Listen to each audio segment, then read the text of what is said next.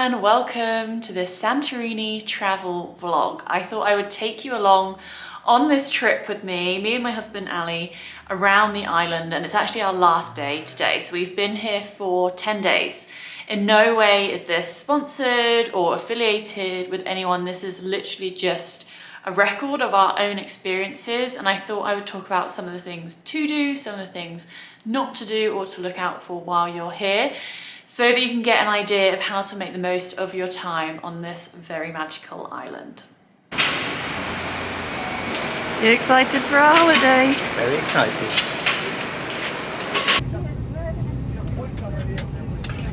What's going on here? Just organised.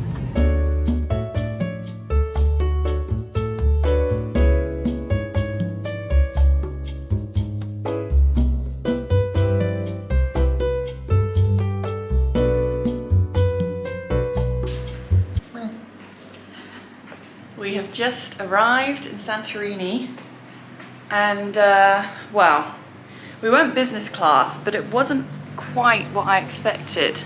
We just had an empty seat in between us, and we got a meal, got free champagne, but apart from that, pretty much the same as economy. So if you're gonna upgrade on a flight, do it on a long haul flight, because it's really not that different on a short haul flight. So outside we've got a small pool, and this is the view. We're going to go to bed now, and I will see you in the morning. Good morning. It's 6:30, which is 4:30 our time, and we're awake for the beautiful sunrise. Woo. Oh, it's very windy. We're up for the second time. We actually fell back asleep for a few hours and had a little siesta. So we've actually arrived, and it says windy for the week ahead, and it's like a thing here. It's called the MELTEMI winds. This is something I'd never heard of before. I was expecting it to be the typical, very hot, very sunny beach kind of Euro trip. And we got here and it was incredibly windy. And I'm not talking like a light summer breeze, I'm talking intense. Woo! It is very, very windy. Ooh! Holy moly. Ah! Sunglasses. And it's called the MELTEMI winds. They're obviously very well known by the locals here, and if you've been to Greece before in July or August, you may have experienced them. Sometimes they can happen outside of those 2 months, but July and August are the main months. And what happens is, as the wind channels through the Greek islands, it picks up velocity as it's channeling through those pieces of land, and it gets incredibly windy, and sometimes you're advised not to go swimming because obviously it makes massive waves. We saw people's hats flying off, and to be honest, it's quite unpleasant being outside when it is that windy if you're going to be sunbathing or anything like that. The plus side of the MELTEMI winds is that it does take the temperature down. It is extremely hot here in July when we're here at the moment, at the end of July, and of course in August. So if you want to avoid the MELTEMI winds and you don't want to be in that extreme heat, maybe you have young children or something like that, then I definitely advise visiting Santorini in spring or in late season, kind of September time.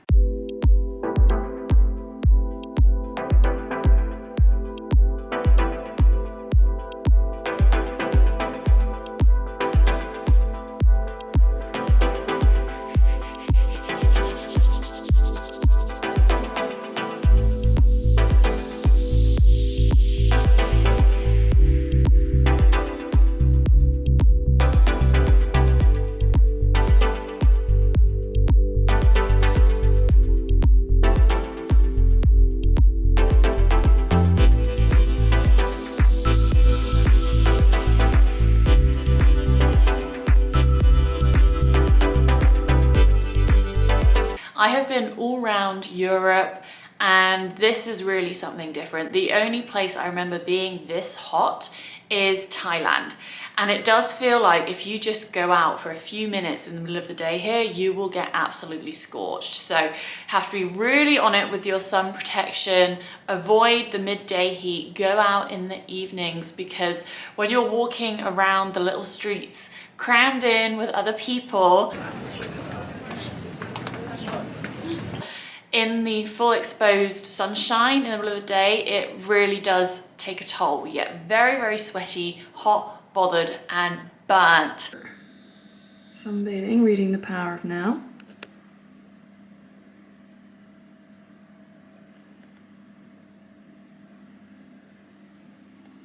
So you might be wondering, whereabouts should I stay in Santorini? So Santorini is the whole entire island, and there are actually various different places that you can stay around the island.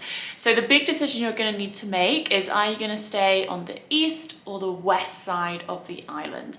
So the east side of the island, you're not going to get sunset, you're not going to get those dramatic views or the views of Santorini that you see on Pinterest with the white buildings and the blue domes. That is all on the west side. So along the west coast of Santorini Island, there are 4 main towns. We stayed in one of those, Fira, which is actually the biggest town.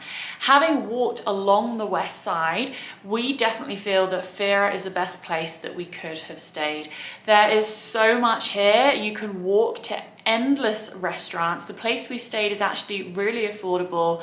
Endless quad bike companies, boat trip companies, tourist shops, souvenir shops, anything that you need is all here. Whereas some of the other places on the island are much more remote with much less choice. If that's your thing, then great, but I'm definitely someone that likes convenience. I like to walk everywhere and have everything right next to me. So Fira has been amazing for that. The views on this side of the island are also just much more dramatic. You look out over blue sea, you get to see all of the white buildings along the side of the cliff. You look onto a volcano and it just really is that traditional Santorini view that you will have probably seen before.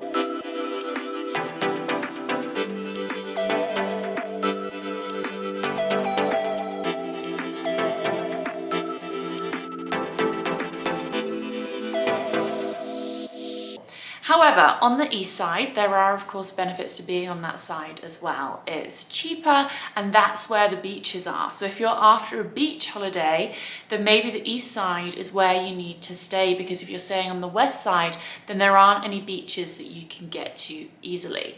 So when our room was being cleaned earlier, they were like, do you want us to take the bottles? I was like, no. And we had like a bit of a tug of war about them, because I haven't seen much recycling here, and I am a recycling nut. Like, I'm obsessed with it, get massive environmental guilt, and I haven't seen much of it here. But I have seen one big bin in town in the centre for plastic bottles. That's the only hint of recycling I've seen so far. So I'm going to take all of these bottles to that bin in the centre of town today, and we go out for dinner tonight. We're going to go out for some sushi.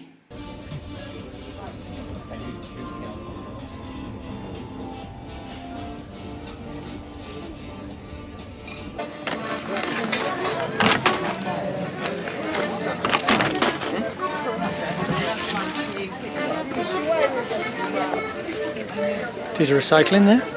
That's it. And now we're doing posting of the postcards. So you may have heard about the legend of Atlantis, the lost city of Atlantis that Plato talked about, and actually scholars are now thinking that Santorini may be that lost land. So as soon as you land in the airport, you'll see signs about Atlantis exhibitions, and when you're walking around the town, you'll see hotels that are named after Atlantis. And basically what's happened is, as they've been excavating the ground here, which is just down the hill from where we're staying, it's like a covered archaeological site, they're finding all of these very luxurious paintings and vases, and they're basically putting everything together and realizing that the lost land of Atlantis was actually probably lost to a volcano going off here and then bringing water up and kind of washing it away, which ties into the mythology and the legend around it. So definitely worth looking into. I did feel the energy here as very, very intense. I woke up on the first night and my root was physically vibrating. So you will feel something from the land here. I don't know if it's because of the history of it, the volcano, but it feels very, very strong. You may also find it hard to sleep. My husband and I have found it really, really difficult to sleep here, not because of noise or anything like that. I literally just think it's quite active, energetic land. So you might want to look out for that if you are someone that is sensitive to energy.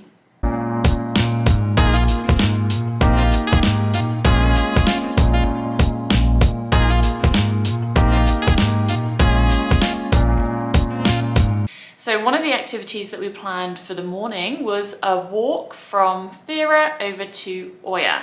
So this is a 10-kilometer walk. It took us about 3 hours. We did have a lot of stops along the way and we left at 7 a.m. This was one of the best decisions that we could have possibly made, because when we got there, it was really heating up. And it's still hot in the morning. It's just that it gets seriously scorching hot in the middle of the day. But very, very pleasant, really good views. It allowed us to see the rest of the island and a lot of the retreat centers that are kind of out there on their own. A few nice churches, and it was just a really good way to see the caldera side of the island. Good morning. It is just gone 7:30 a.m. and we are doing the hike from Fira to Oya, which is about 3 hours, and it is already hot. It's going to be a very windy walk along the coast, literally along the edge of the island, up to Oya, which is going to be even more beautiful, I think, than Fira, which is already very beautiful. That's where we've been the whole time. So we've got bags of water, lots of sun cream on, and yeah, I'll show you some bits along the way. How long have we been walking now? 6 days. About an hour. So we're the other side. We're staying like over there. And it's pretty quiet here, just walking past lots of beautiful luxury hotels and retreats.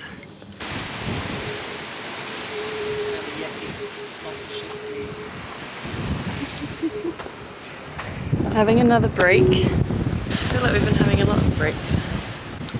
I don't think we have.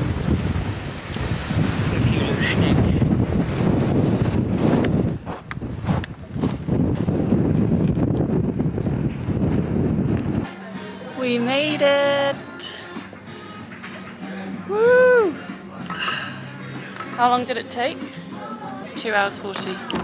Tripped over about 10 times, and now we're gonna get some well-deserved breakfast.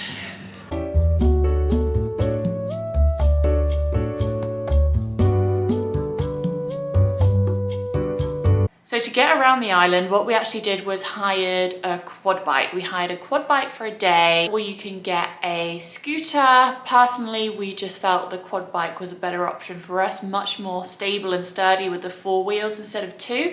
And because it was so intensely windy when we were here, and when you're going around the cliff top, we just didn't feel it would be stable enough on just 2 wheels. So we got the quad bike. Of course, make sure you're wearing your helmets. It's actually amazing how many people here don't wear their helmets on the quad bikes, which just terrifies me.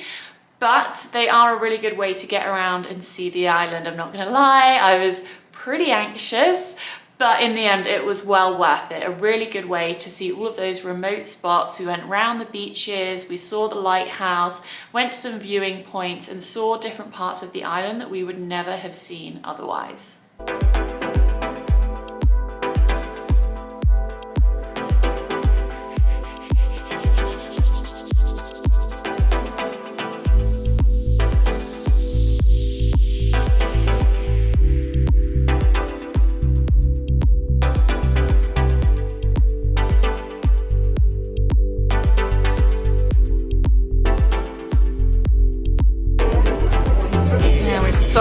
coffee shop. Some delicious coffees and breakfast.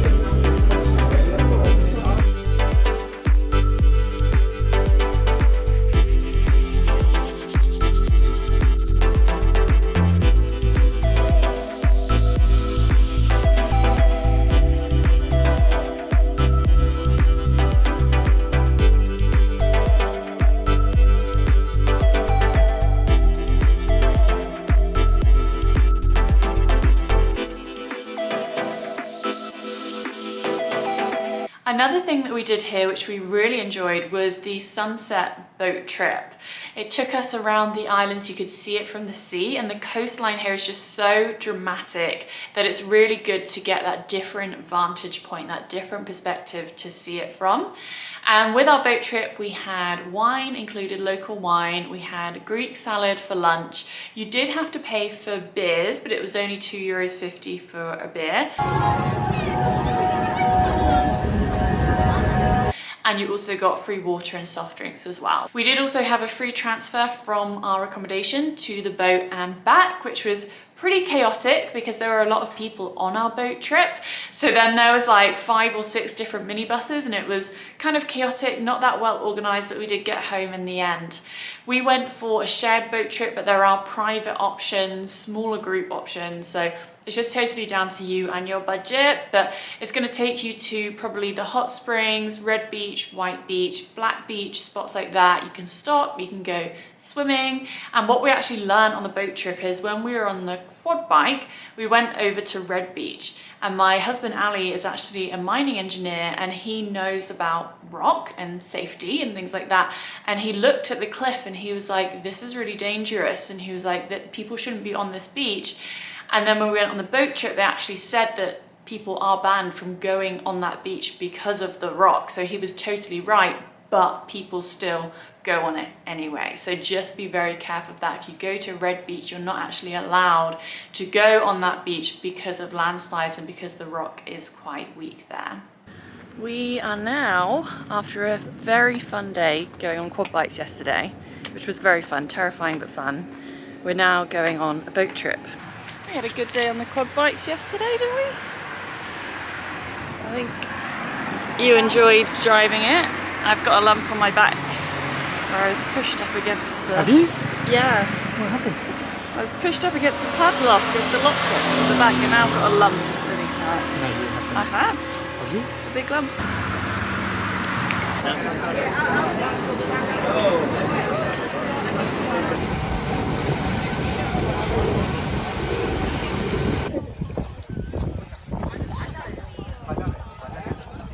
Didn't get it, didn't know you were diving, so...